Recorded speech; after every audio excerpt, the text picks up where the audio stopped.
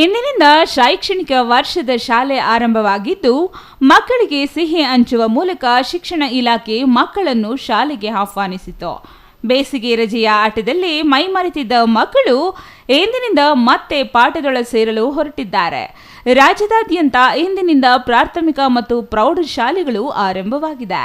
ಮೇ 29ರಿಂದ ಶಿಕ್ಷಕರು ಶಾಲೆಗಳಿಗೆ ಆಗಮಿಸಿ ಎಸ್ಡಿಎಂಸಿ ಸದಸ್ಯರು ಹಾಗೂ ಹಾಳೆ ವಿದ್ಯಾರ್ಥಿಗಳು ಸ್ಥಳೀಯ ಗ್ರಾಮಸ್ಥರ ನೆರವಿನೊಂದಿಗೆ ಶಾಲಾ ಪ್ರಾರಂಭೋತ್ಸವಕ್ಕೆ ತರಗತಿಗಳನ್ನು ಸಜ್ಜುಗೊಳಿಸಿ ಶ್ರಮದಾನ ಕಾರ್ಯಕ್ರಮದಡಿ ಪ್ರತಿಯೊಂದು ಕೊಠಡಿ, ಬಿಸಿಯೂಟದ ಅಡುಗೆ ಮನೆ, ಶಾಲಾ ಆವರಣ ಸ್ವಚ್ಛತಾ ಕಾರ್ಯದ ನಂತರ ಬಾಳೆಕಂದು, ಮಾವಿನ ಪತ್ರೆ ಕಟ್ಟಿ ರಂಗೋಲಿ ಬಿಡಿಸಿ ತಳಿರು ತೋರಣಗಳಿಂದ ಶಾಲೆಗಳನ್ನು ಸಿಂಗರಿಸಿದ್ದರು.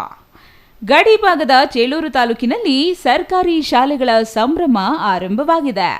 ನಲ್ಲಗುಟ್ಲಪಲ್ಲಿ ಕ್ಲಸ್ಟರ್ನ ಪಸುವಾರಪಲ್ಲಿ ಶಾಲೆಯಲ್ಲಿ ವಿದ್ಯಾರ್ಥಿಗಳಿಗೆ ಅದ್ದೂರಿಯಾಗಿ ಬ್ಯಾಂಡ್ ಸೆಟ್ ವಾದ್ಯದೊಂದಿಗೆ ವಿಭಿನ್ನವಾಗಿ ಗ್ರಾಮದ ಪ್ರಮುಖ ರಸ್ತೆಯಲ್ಲಿ ಮೆರವಣಿಗೆ ಮಾಡಿ ಗುಲಾಬಿ ಹೂ, ಸಿಹಿ ನೀಡಿ ಬರಮಾಡಿಕೊಳ್ಳಲಾಗಿದೆ.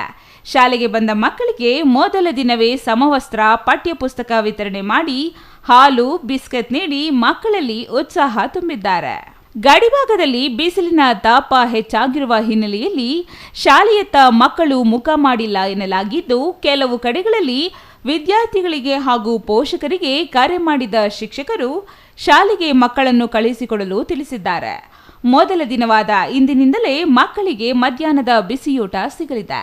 ಇನ್ನು ಈ ಸಂದರ್ಭದಲ್ಲಿ ಎಸ್ಡಿಎಂಸಿ ಅಧ್ಯಕ್ಷ ವೆಂಕಟರಮಣಪ್ಪ, ಸದಸ್ಯರು, ಪೋಷಕರು, ಸಿಆರ್ಪಿ ವಿಜಯಕುಮಾರ್, ಮುಖ್ಯ ಶಿಕ್ಷಕ ವಿ ಸತ್ಯನಾರಾಯಣ, ಲಕ್ಷ್ಮೀನಾರಾಯಣ, ಸಿಬ್ಬಂದಿ, ಸರ್ಕಾರಿ ಪ್ರೌಢಶಾಲಾ ಪ್ರಹಾರಿ ಮುಖ್ಯ ಶಿಕ್ಷಕ ಟಿ ಮಂಜುನಾಥ್, ಶಿಕ್ಷಣ ಇಲಾಖೆ ಜಯಣ್ಣ ವಿದ್ಯಾರ್ಥಿಗಳಿಗೆ ಅದ್ದೂರಿಯಾಗಿ ಸ್ವಾಗತ ಕೋರಿ ಶುಭಾಶಯ ತಿಳಿಸಿದರು. CS Venkatesh, CTV news, Chelur.